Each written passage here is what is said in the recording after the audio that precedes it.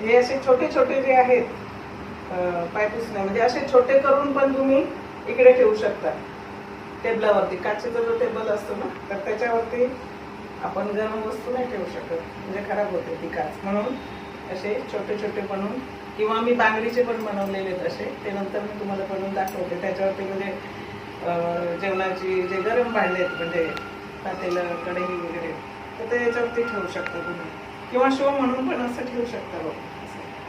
ते ताटाच्या खाली पण तुम्ही ठेवू शकता. असं किती सुंदर दिसतं बघा. असं म्हणजे अनेक प्रकार आहेत त्याच्यात. म्हणजे अनेक प्रकाराने याचा वापर आपण करू शकतो.